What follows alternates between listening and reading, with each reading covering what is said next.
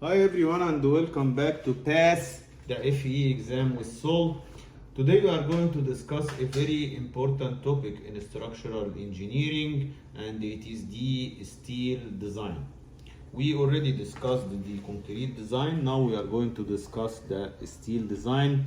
Some symbols you need to be aware about, which is UNSI, and it's American National Standard Institute, and AISC, American Institute for Steel Construction.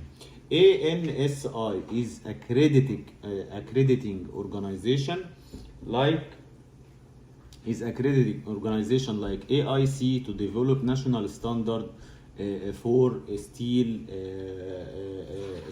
design. We will study beams, columns, and tension members. For beam, we are going to discuss the moment and shear, while for column, we will study short, intermediate, and long columns. And also, we are going to discuss tension members, which are the bolted connection and welded connection. So, as a start, we will go through the beam design. So, as you can see, we can see beam yielding,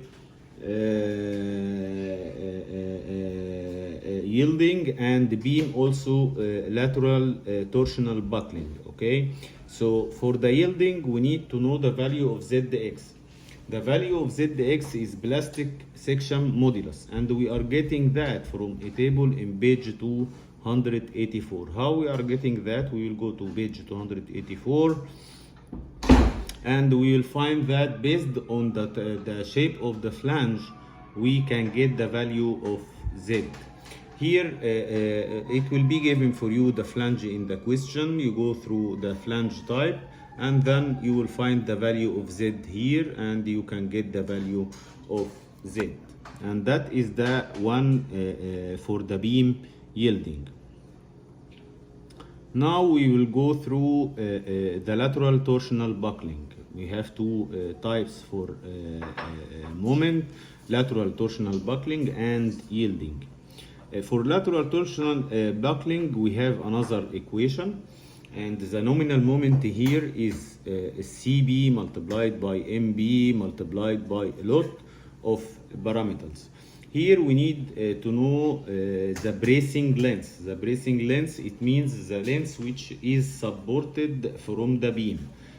That is called, if we have a beam supported on two support, then the length between the two support is the length of brace length. Also, it will be like given in the questions. Also, we have to get CB, we have to get it either will be given directly, or we have to get it from that equation here, CB, which involving maximum ABC moment, or through a table into in page 282. Next page, you will find here a schedule based on the loading shape. You will get your CB value. So again, we are going to get whatever unknown in your equation in order to solve the problem. We have two main parameters here. Also in the lateral torsional.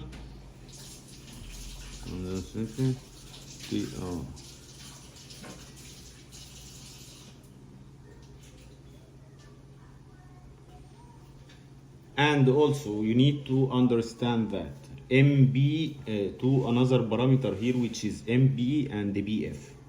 MB and BF we are getting from a table in page 285. Based on ZX, you go inside that table. We will go to that table and I will show you how it works. 285 is here, and here again we have the value of based on the shape of your flange, and ZX value table, it's mentioned like that here. based on the flange size. We have some values here.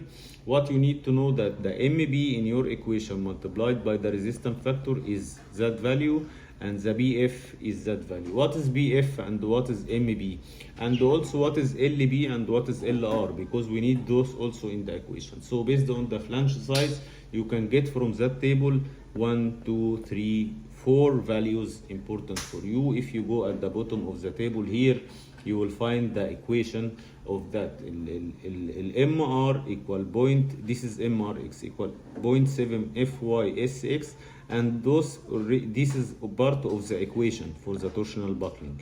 BF also MB minus MR divided LR minus LB, and it's also part of the equation to simplify your equation. If you find this video helpful, hit like and subscribe for more videos. Have a very good one, everyone.